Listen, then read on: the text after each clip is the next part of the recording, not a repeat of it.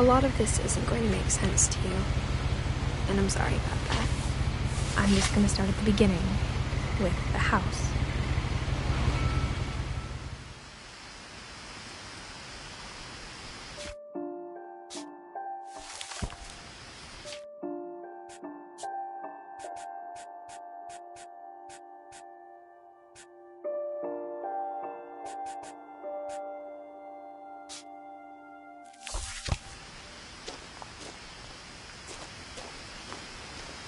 My brother Milton disappeared when I was 4. It was like the house just swallowed him up.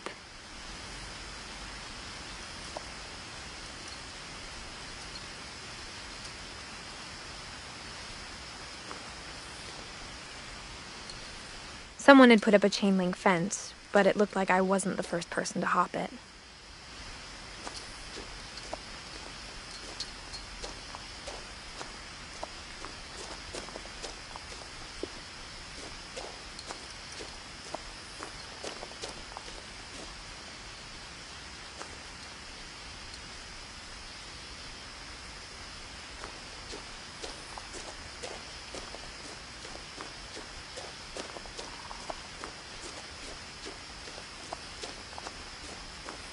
I lived here until I was 11, but I wasn't allowed inside half the rooms.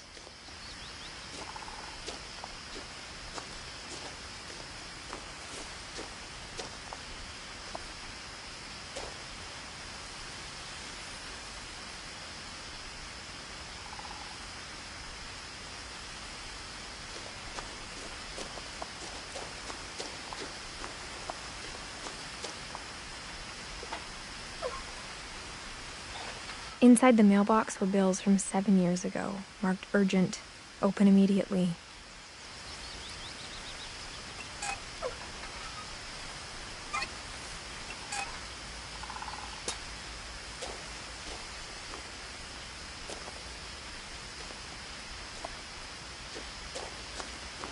I hadn't been back since my brother Lewis's funeral.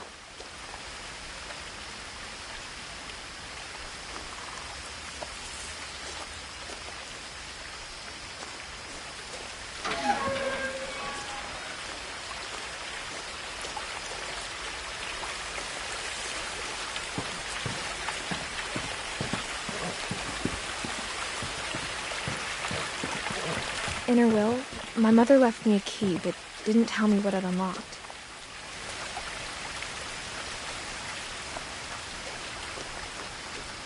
Maybe she thought I'd know, or she thought that the mystery would be enough to bring me back.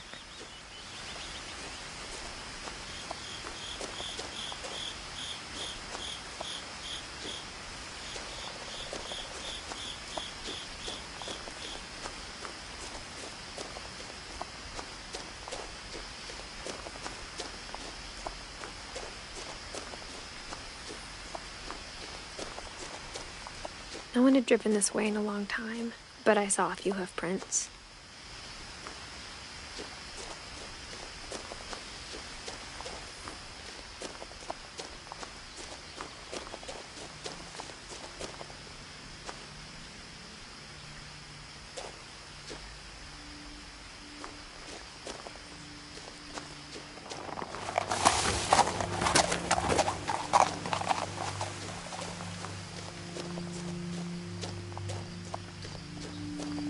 The truth is, even after I inherited the house, I never thought I'd come back to it. But now I had questions about my family that only the house knew the answers to.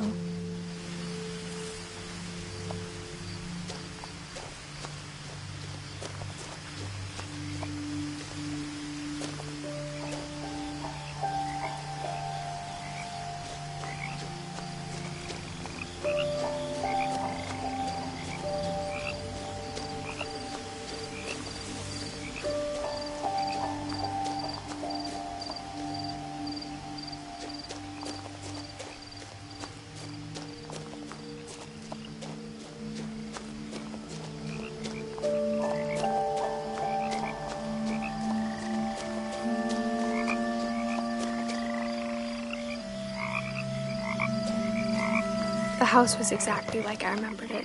the way I'd been dreaming about it.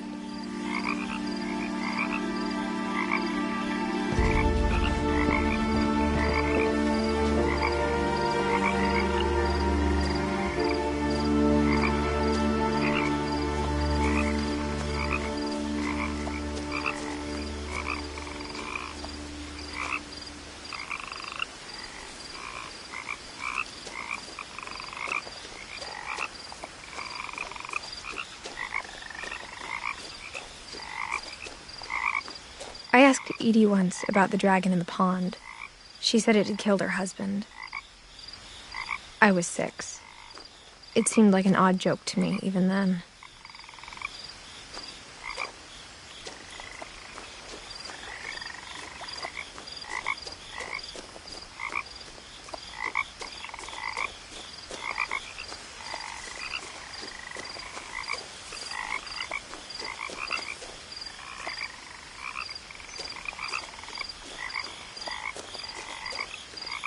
As a child, the house made me uncomfortable in a way I couldn't put into words.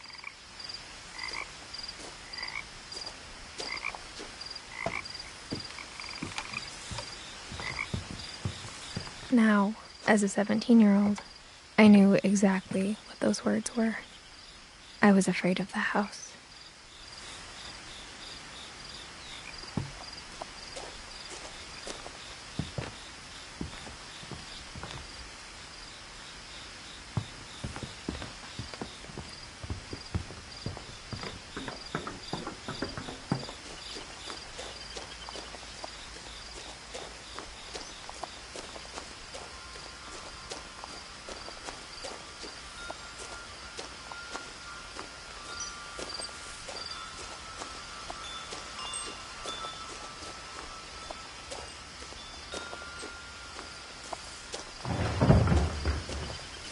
I heard something moving around in the garage.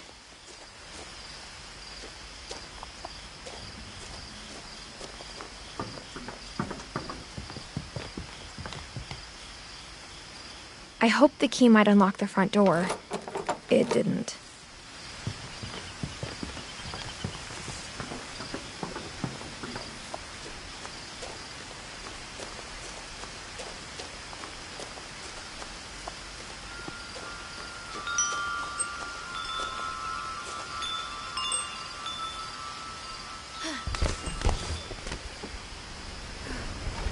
Crawling through the doggy door used to be a lot easier when I was 11.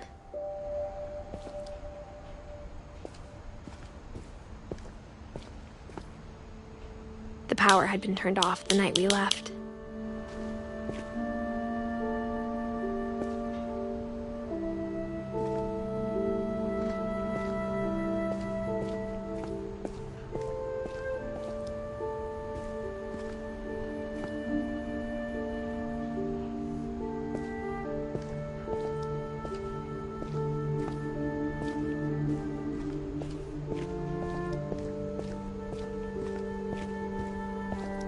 For the first time in years, I felt like I was home.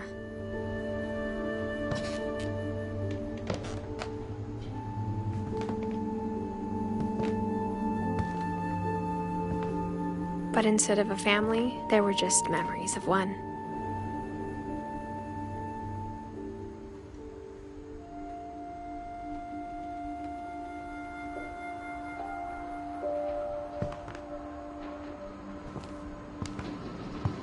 Like how only one restaurant would deliver to our house, so we had Chinese a lot.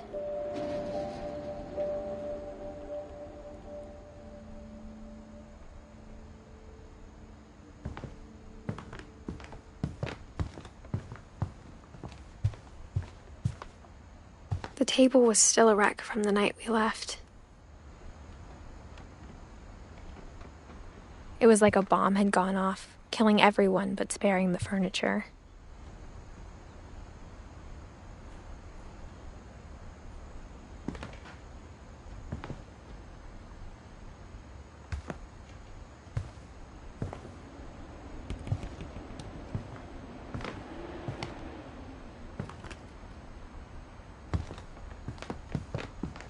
My mom was the only one of us who could imagine Great-Grandma Edie living in a nursing home.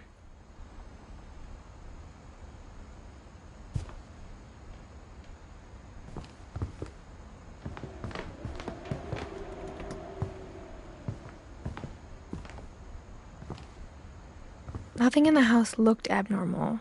There was just too much of it, like a smile with too many teeth. Even the fireplace had a story. Edie told me the bricks came from the original house, after it sank.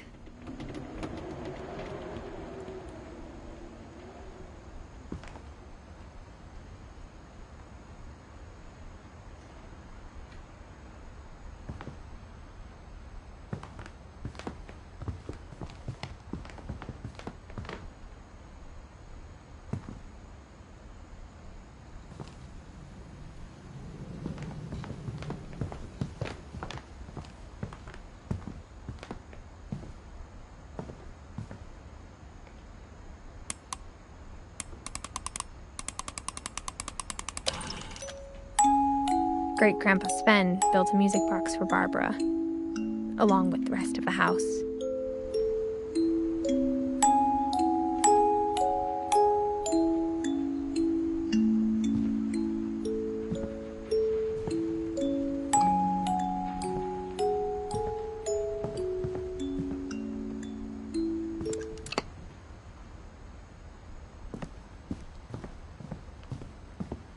Mom always told me to stay out of the basement, so I wasn't too surprised when the key didn't fit.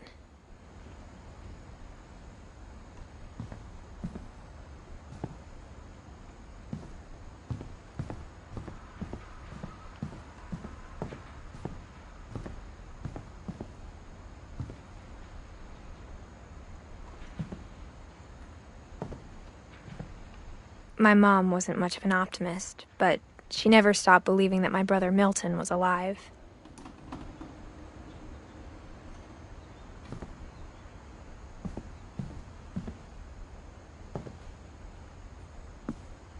After Milton disappeared, Mom sealed up all the bedrooms. Then Edie retaliated and drilled peepholes.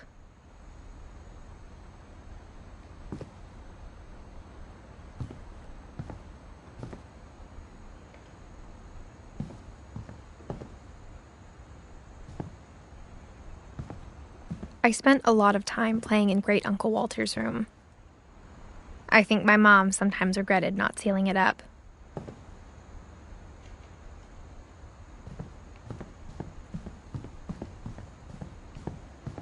Lewis told me there were secret passages, but I never believed him.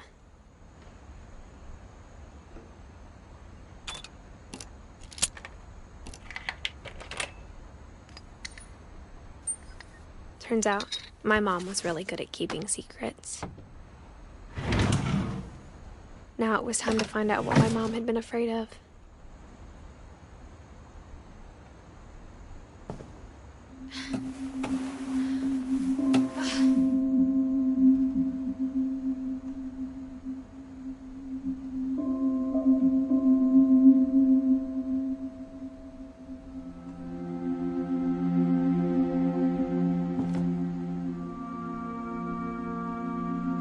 From the paintings on the wall, it was clear my brother Milton had been here before me.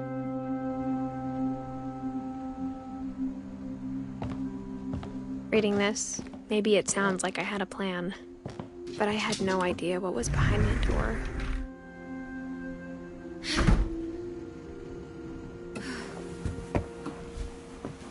Just like I had no idea where all this was gonna lead.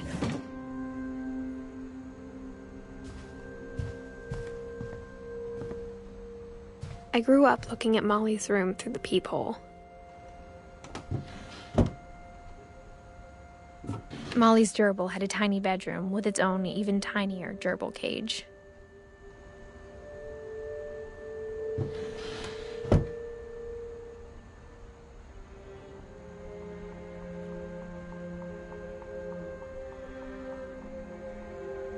Being inside for the first time, I felt like I'd stepped behind a painting.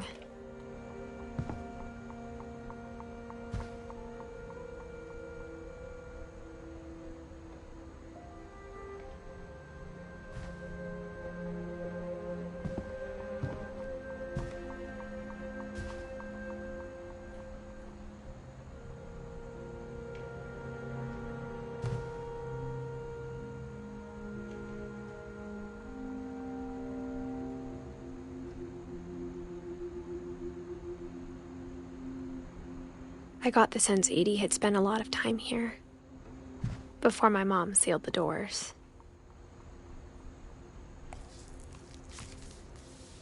December 13th, 1947. Dear Diary, I'll be gone soon, but I wanted to tell somebody about what's gonna happen. It started when Mom sent me to bed without dinner. I woke up and I was starving, so I looked around for something to eat.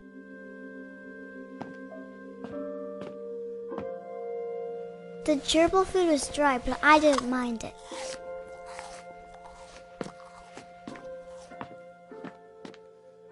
My Halloween candy was all gone.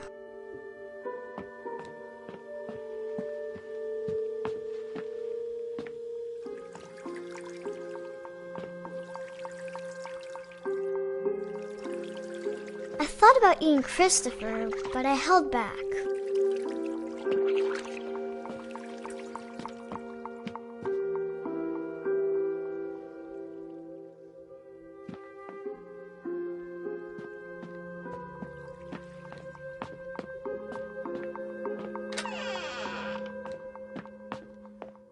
I kept eating and eating.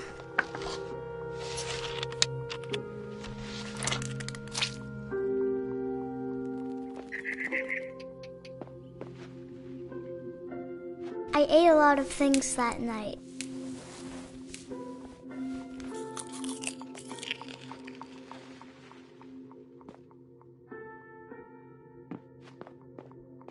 Then I heard chirping outside my window.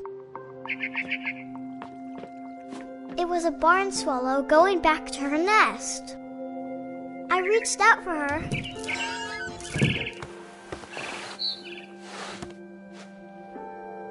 And suddenly,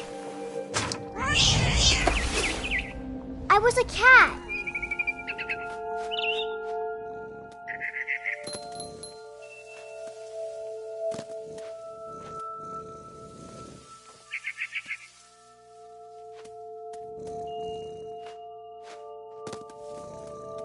I tried to be quiet, but the bird was really scared.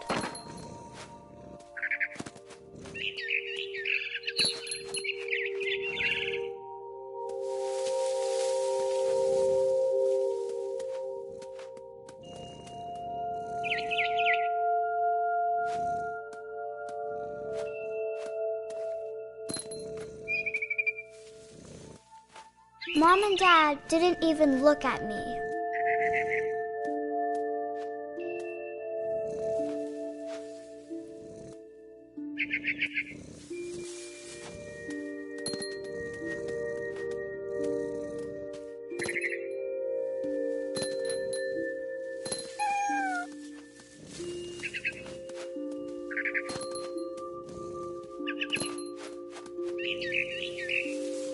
I jumped and I almost got her.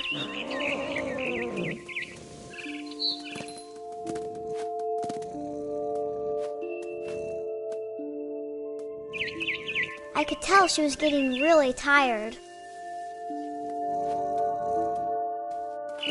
Now I was up in the big tree.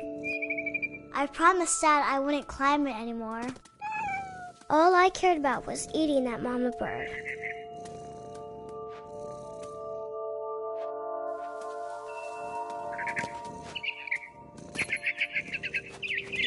I gobbled her up. And suddenly, I was an owl. First, all I heard was the wind. Then I heard little teeth nibbling in the grass.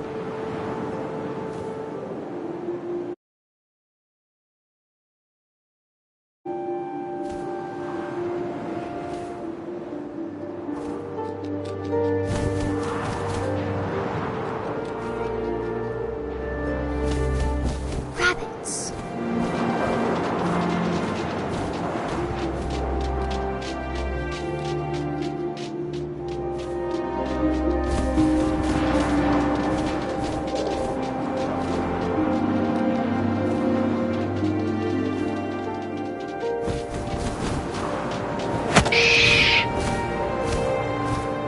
I imagined his face looking up and seeing mine through my talons. As swallowed him up, and I didn't chew one bit. Then I flew off to find something bigger.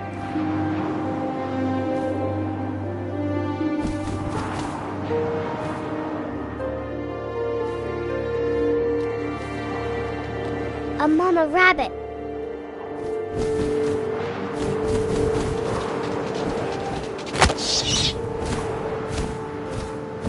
She was almost too big to carry. I started choking, but I couldn't stop eating. And suddenly, I was a shark.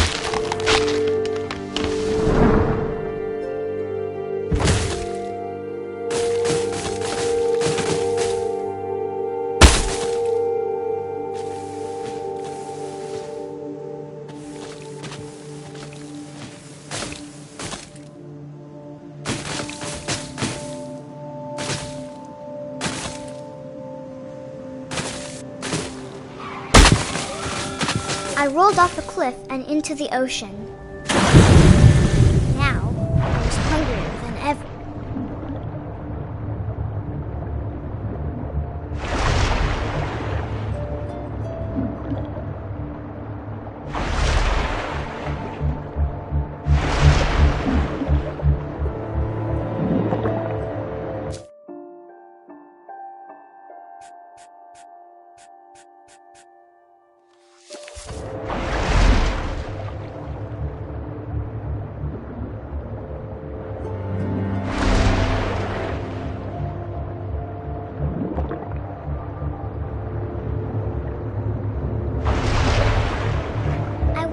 Fat, juicy soups.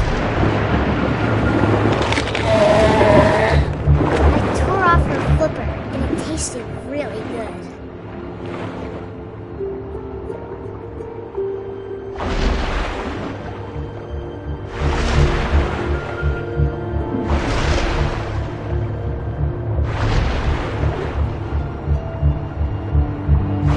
I grabbed on tight. So hungry, I jumped out of the water. When I opened my eyes, everything had changed.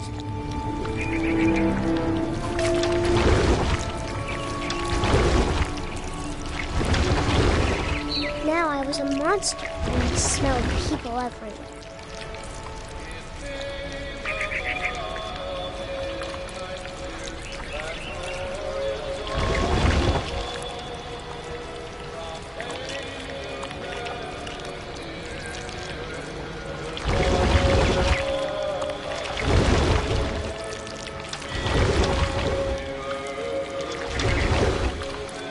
I was big, but I moved real quiet.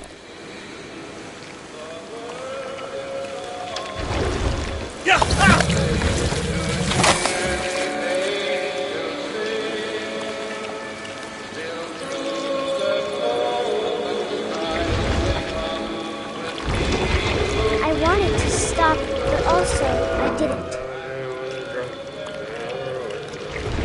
Drunken sailor, what's drunken sailor?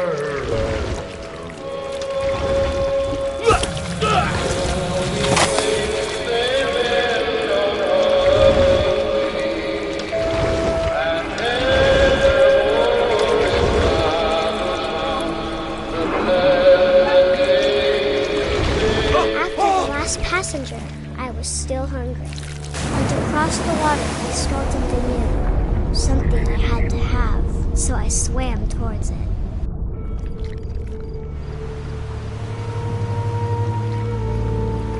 I slithered onto the sand, and the good smell went into an old pipe.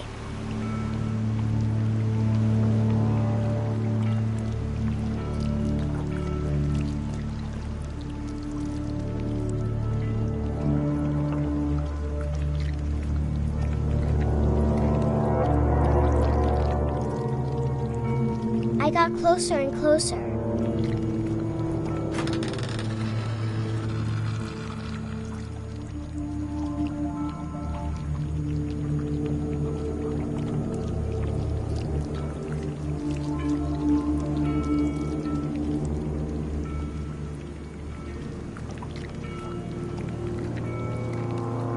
all my stomach started growling. And suddenly, I was me again. I held my breath for a long time, but I couldn't hear anything. I think it's waiting for me to fall asleep. But it's not going to wait much longer. It needs to feed, and we both know I will be delicious.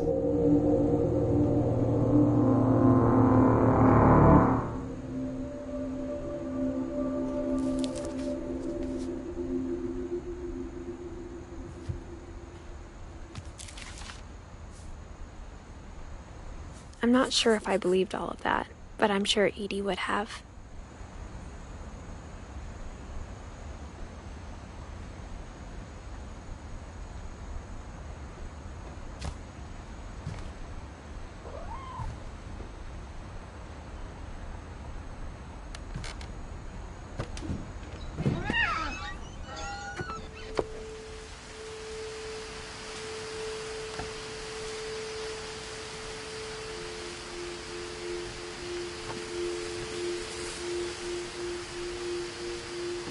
This will be obvious later, but my mom never told me any of these stories. Edie would have, but Mom didn't like bringing up the past. Though, when we adopted a stray kitten, she was the one who named it Molly.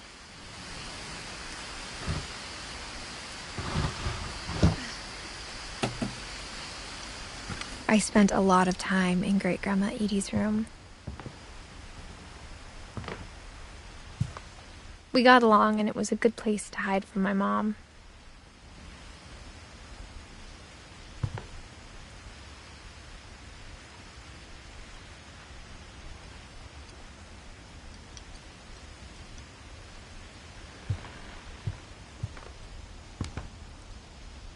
When Edie told people Sven was killed by a dragon, she could also have said he was building a dragon-shaped slide that collapsed. She could have, but she didn't.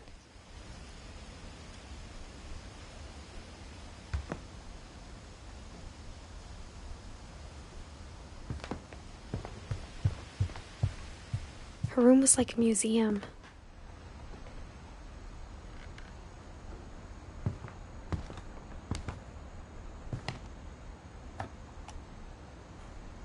For 500 years, the Finches have been famous throughout Norway for their fortune and misfortune. Odin Finch buries the latest victims of the family curse, his wife Ingeborg and their newborn son, Johan. On January 7th, 1937, he set sail with his family and his house, hoping to leave the curse behind. But 40-foot waves off the coast of Washington send the house and Odin to the bottom of the sea. Odin's daughter Edie, with husband Sven and baby Molly, step ashore on their new home, Orcas Island. Odin Finch is the first to be buried in the new family cemetery. His daughter Edie is already dreaming of a new Finch house.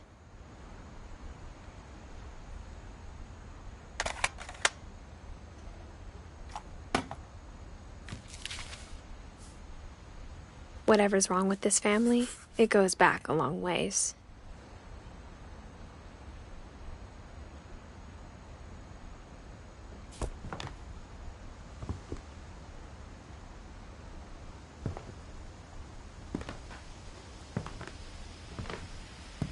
Louis died a week before we left, but Edie had already started to memorialize him.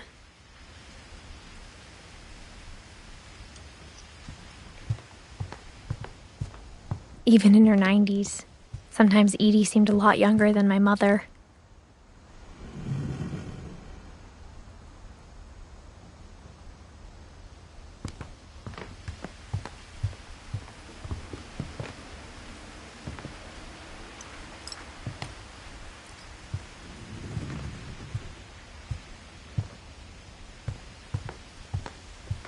Edie gave a big interview about a mole man living under the Finch house. My mom was furious.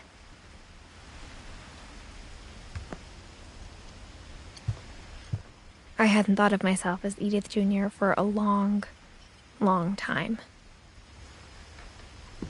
One summer, they evacuated the island, but Edie refused to go. For a few weeks, she was a celebrity.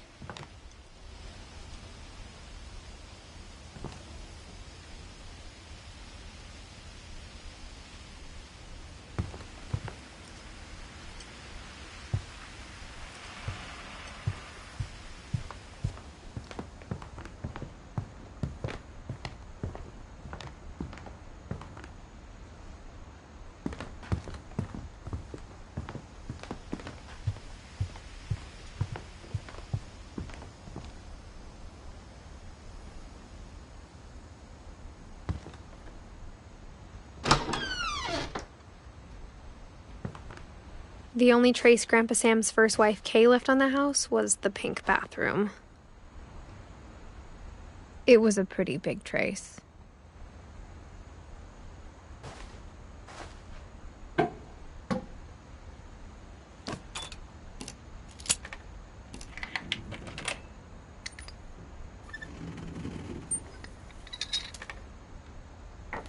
There's a secret in this bathroom.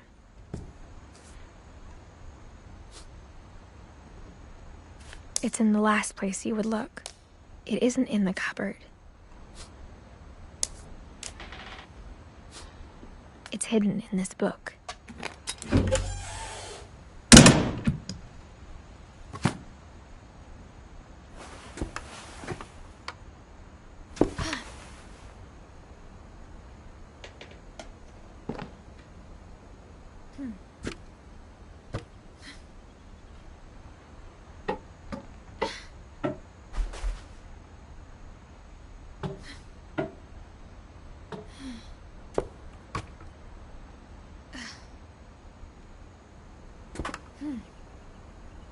Sven gave Sam an old camera he'd refurbished. He never put it down.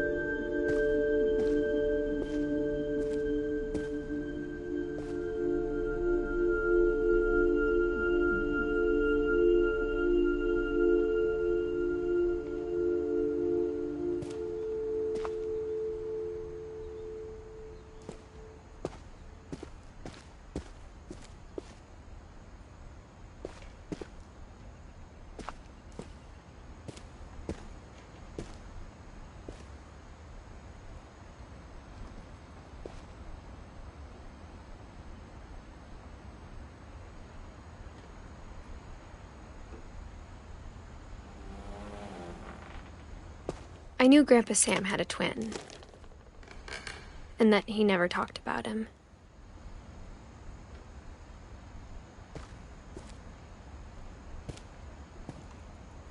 I guess my grandpa didn't like history any more than my mom did.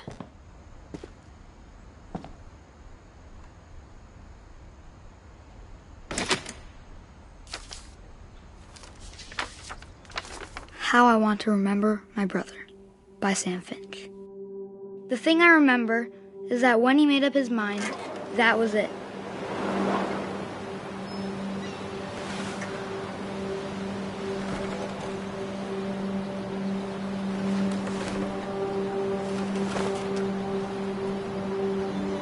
My brother said he'd die before he ate another mushroom, and he did. At Barbara's funeral, we swore we'd never be afraid again, and he wasn't. I think Calvin always wanted to fly. Sam! Calvin! Dinner's ready! Coming! But that day, he finally made up his mind to do it.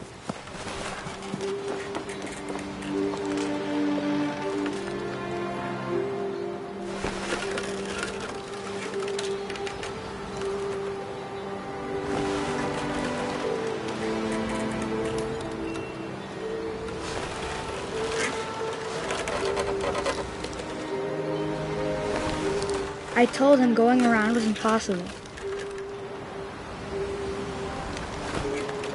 Maybe if I hadn't said that. Calvin, I'm not gonna tell you again. Maybe if the wind hadn't picked up. Then maybe he'd still be here. But I doubt it. I think he'd already made up his mind. That's what I want to remember about my brother.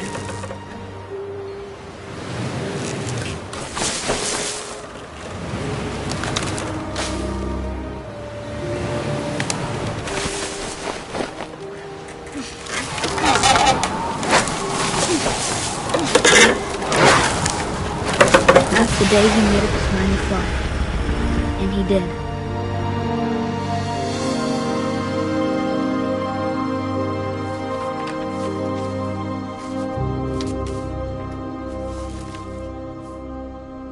Calvin's story felt strangely familiar. When I was younger, I remember trying to do the exact same thing.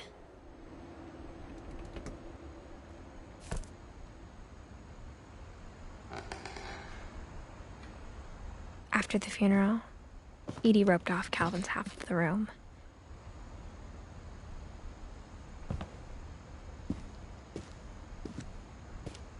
Mom said Grandpa Sam enlisted at 18 and never set foot in the room again.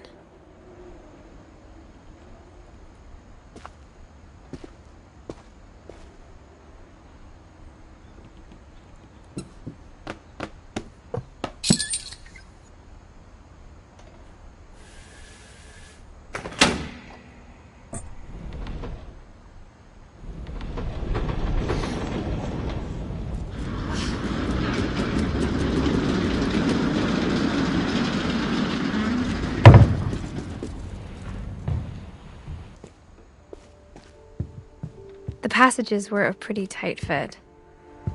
They'd obviously been built for smaller hands and bellies.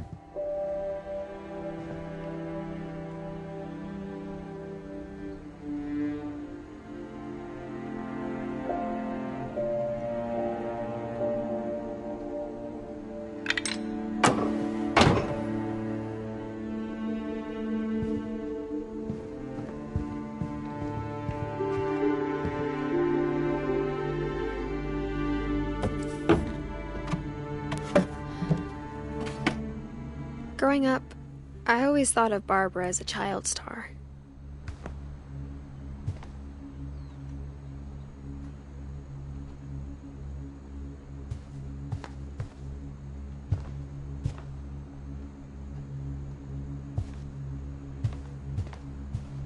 I never thought about how hard it must have been for her afterwards.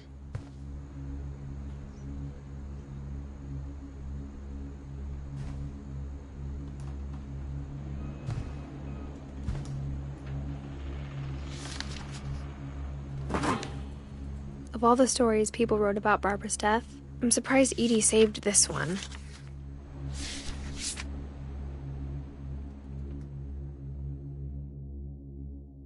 Old Jack here with another ghastly tale inspired by America's most unfortunate family.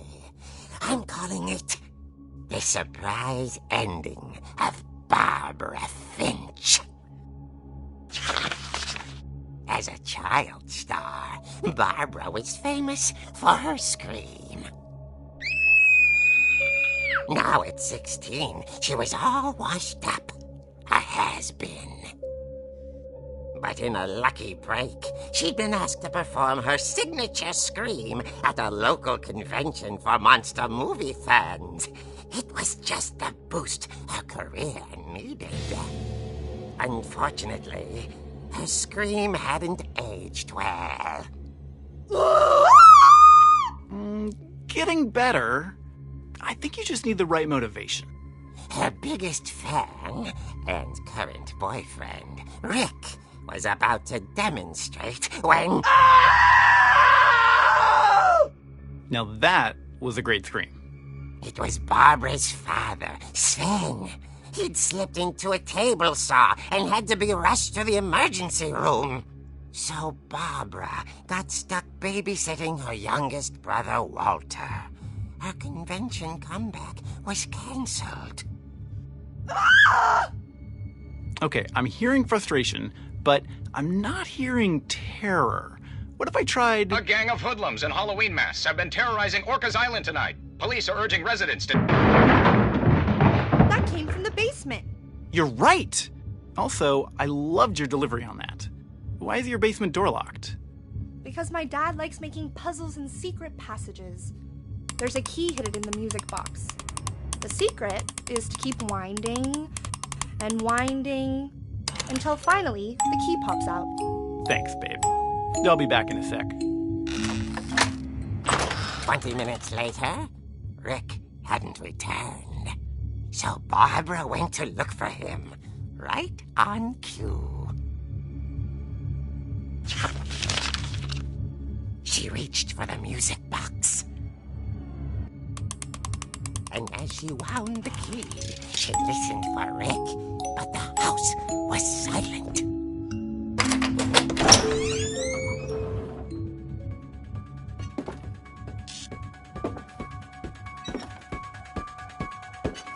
She found Rick's crutch and imagined the worst.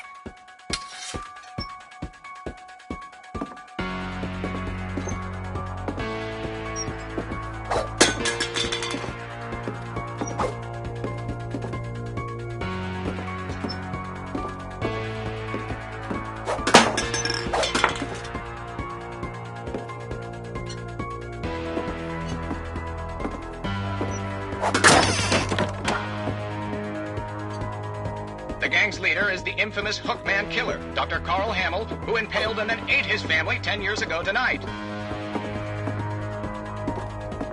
The old fridge rattled and grew still. Oh dear! Oh! Rick? Barb, relax. I was just trying to scare you to help you find your scream. Well, I'm not scared, Rick. I'm furious. Then act furious. All I'm getting from you now is that you're hurt and confused and you're... She threw him out, but she kept a little something to remember him by. Barb, have you seen my other crutch? And she was still holding it when she fell asleep watching the late picture show. Hours later... Barbara! Walter, what's going on up there? Ah! Okay, I'm coming up, but if this is a trick, you're dead, Walter.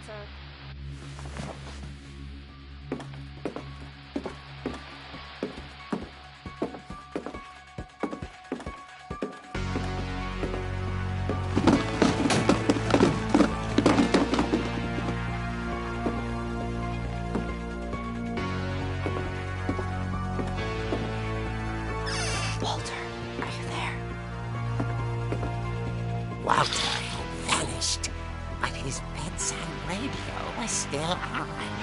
Orcas Island police describe the man as 6 feet tall, with a steel hook for a hand.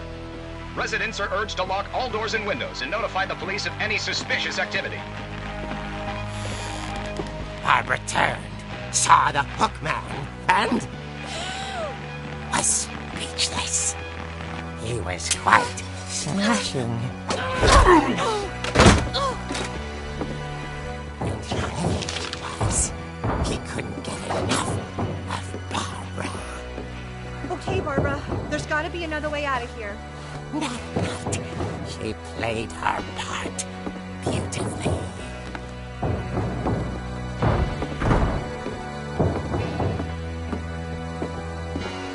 Molly's door hadn't been opened in years. The hinges groaned.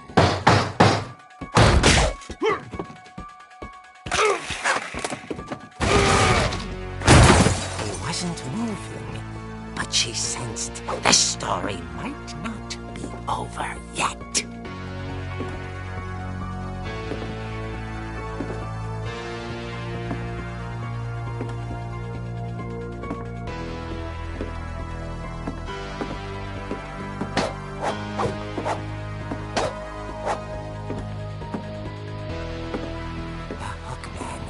Vanished. She listened for his breathing, but all she heard was...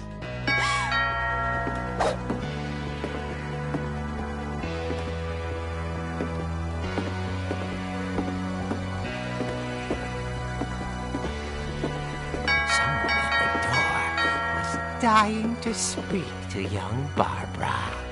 At the door, she heard whispering. Was coming from inside the house.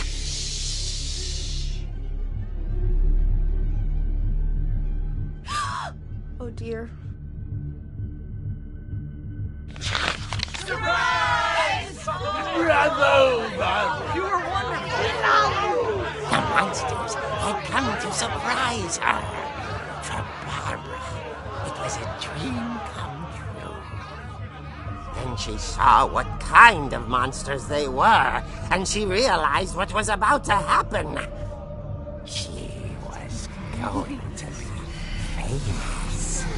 And with her final breath, Barbara Finch gave the performance of her life.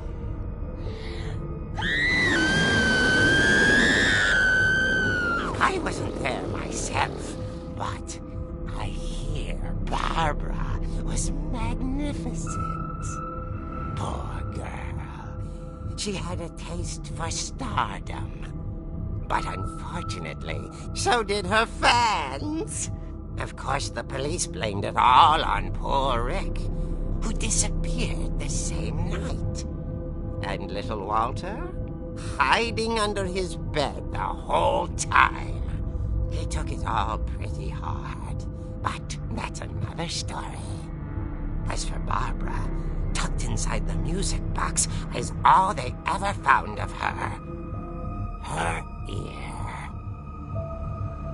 Now that's what I call a real eerie tale.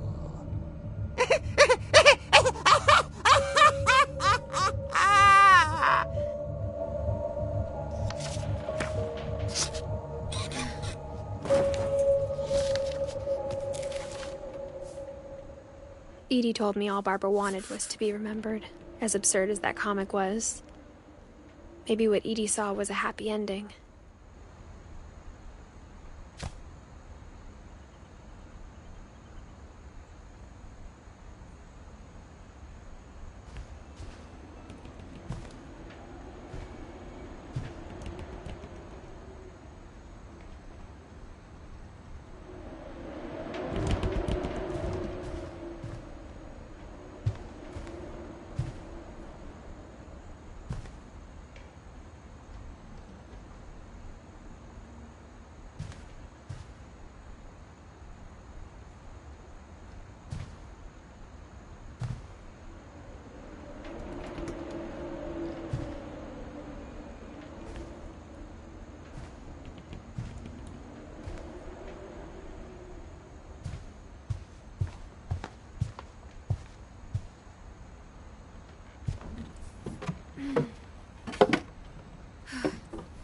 I guess now I know why Mom didn't like me playing with the music box.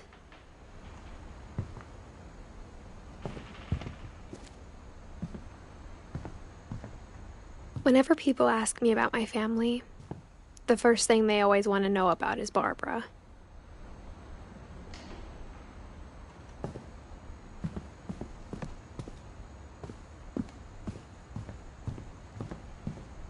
It's funny. All those times I played with the music box and never found the basement key.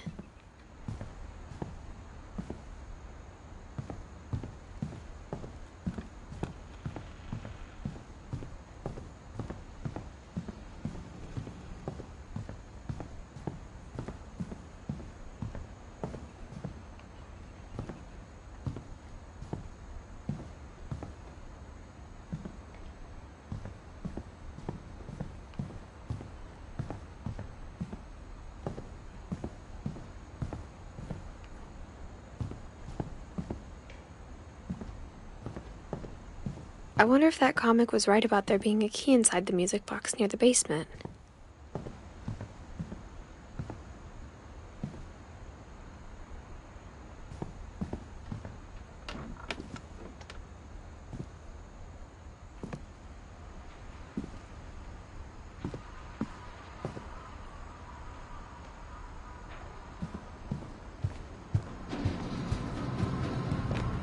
After Lewis started working at the cannery, we all got pretty sick of salmon. Except our cat, Molly.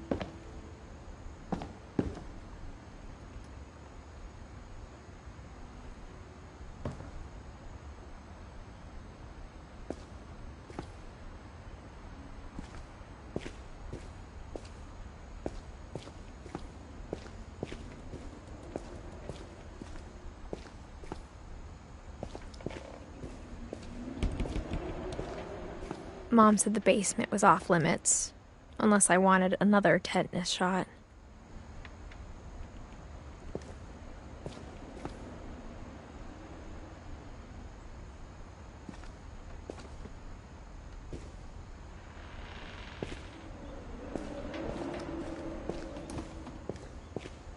I saw Edie sneak down to the basement once, carrying packages.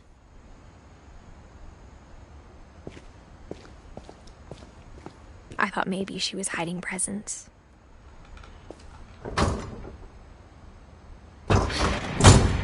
It turned out she was hiding a lot more than that.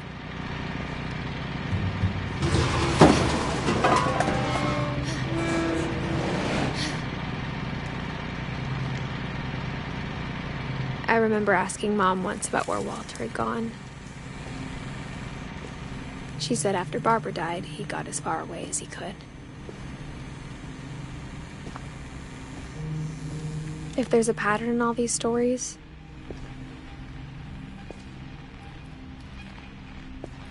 I think it's that none of us has gotten very far.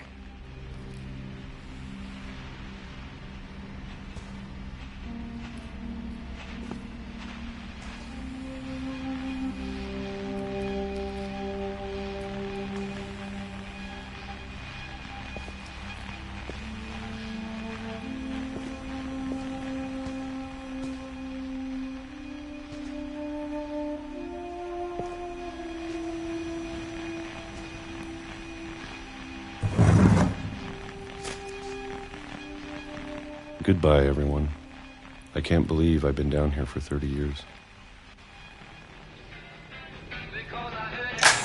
On that first day, after the shaking started, I didn't think I'd survive a week.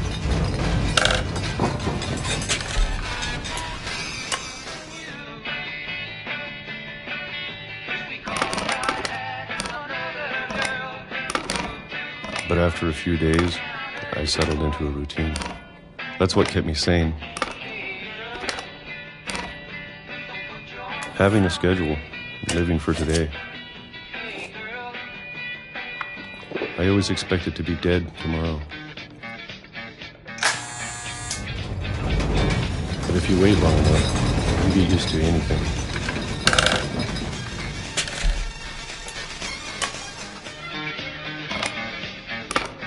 Even a monster on the other side of the door starts to feel normal. Almost friendly.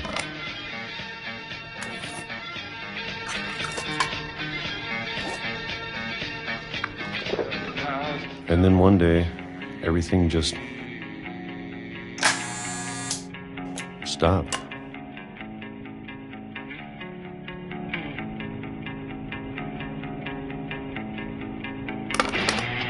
Whatever that thing was, it was gone.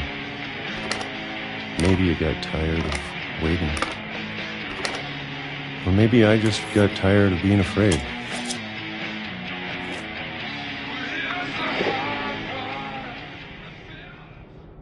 It's been a week now, the longest in 30 years. I'm done waiting. I have to leave. Well, I still can.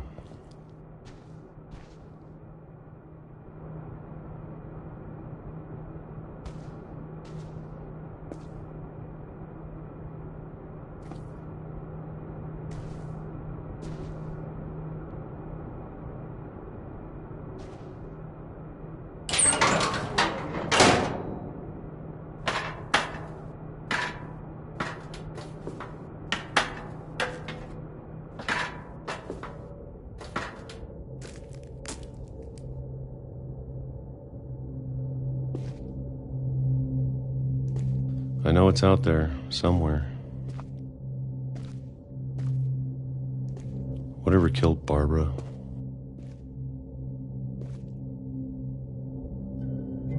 And Molly. And Calvin.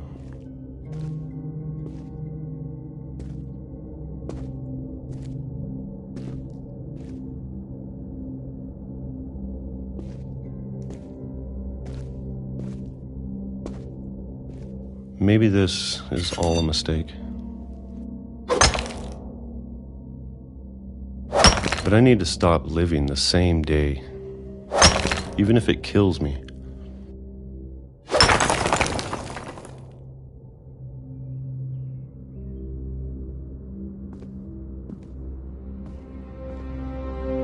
Whatever's out there, I want you to know I'm ready for it. I'm going to appreciate all of it, especially the food. I don't mind if I only have a year left.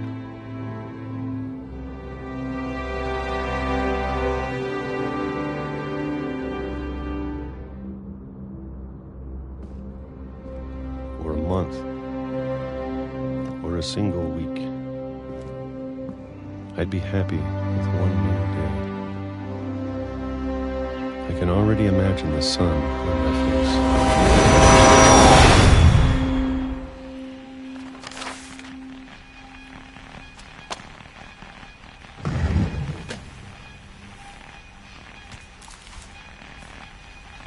Walter died when I was 6.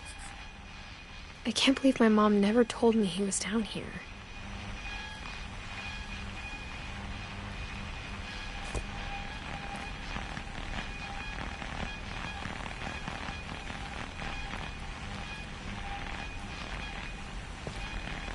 I'm sure my mom was trying to protect me.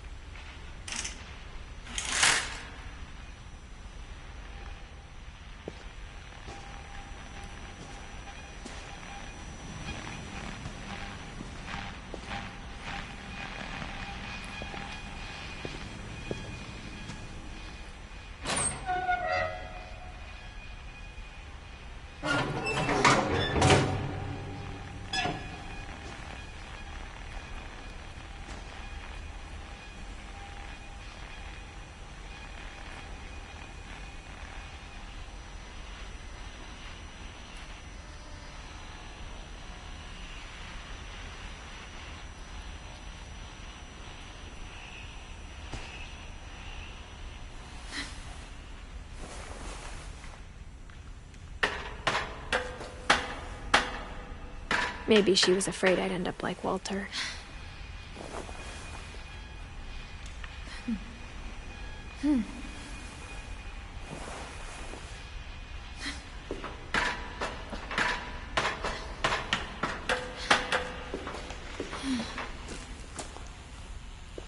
But if she never told me about an uncle under the house, I can only imagine what else she was hiding. I don't want to make the same mistakes she made. Trying to bury something that's still alive.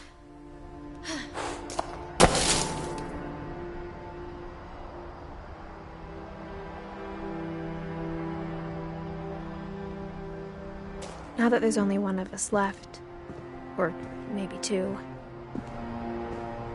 I thought it was time I heard the stories for myself and found out what happened to everyone else. But now I'm worried the stories themselves might be the problem.